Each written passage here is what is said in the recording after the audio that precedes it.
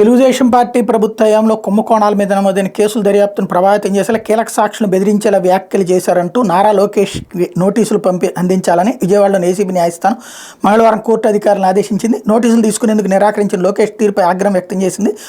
Red dairy పేరుతో కీలక సాక్షులను బెదిరిస్తున్న లోకేష్ను అరెస్ట్ చేసేందుకు అనుమతించాలని సిఐడి పిటిషన్ విచారణ సందర్భంగా కీలక ఆదేశాలు జారీ చేసింది. గతంలో 41A నోటీస్ కింద సిఐడి విచారణకు హాజరైన సందర్భంగా విధించిన ఆంక్షలను ఉద్దేశపూర్వకంగా ఉల్లంఘించడం, ఈ కేసులో కీలక సాక్షులుగా ఉన్న అధికారులు న్యాయస్థానంలో వాంగ్మూలాలు ఇచ్చిన అధికారుల పేర్లను రెడ్ బుక్లో రాశానని వారి సంగతి తెలుస్తాను లోకేష్ పలు మీడియా సంస్థలకు ఇచ్చిన ఇంటర్వ్యూలో బెదిరించడం కలకలం రేపిందంటూ సాక్షి రాసుకొచ్చింది. కాగా ఈ కేసులకు సంబంధించి గతంలో విధించిన ఆంక్షలు ఉల్లంఘించడంతో పాటు కేసు దర్యాప్తును ప్రభావితం చేసేందుకు ఎత్తు లోకేష్ అరెస్టుకు అనుమతి కోరుతూ సిఐడి విజయవాడలోని ఏసీబీ న్యాయస్థానంలో ఇటీవల పిటిషన్ దాఖలు చేసింది. ఆ పిటిషన్పై విచారించిన న్యాయస్థానం ఈ అంశంలో లోకేష్కు నోటీసులు జారీ చేయాలని ఆదేశించింది.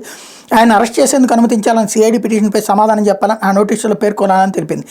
కాగా నోటీసులు అందించేందుకు వెళ్ళిన సిఐడి అధికారులకు లోకేష్ అందుబాటులోకి రాలేదు. 2 సార్లు ఆయన నివాసానికి వెళ్ళిన అధికారులను కలిసేందుకు ఆయన సుముఖత వ్యక్తం చేయలేదు. దాంతో నోటీసులను పోస్టులో లోకేష్ నివాసానికి పంపారు. ఆ నోటీసులను తీసుకునేందుకు లోకేష్ నిరాకరించారు. నోటీసులను లోకేష్ మొబైల్ నెంబర్ వాట్సాప్ ద్వారా పంపించినా కూడా ఆయన స్పందించలేదు. దాంతో ఈ విషయాన్ని సిఐడి తరపు న్యాయవాదులు ఏసీబీ న్యాయస్థానం దృష్టికి తీసుకెళ్లారు. లోకేష్ ఉద్దేశపూర్వకంగా నోటీసులను తీసుకోవడం లేదని వివరించారు. ఈ అంశంపై తీవ్రంగా పరిగణించినటువంటి న్యాయస్థానం లోకేష్కు స్వయంగా నోటీసులు అందించాలని కోర్టు అధికారులను ఆదేశించింది అన్నటువంటి వార్త సాక్షి హైలైట్ చేసింది.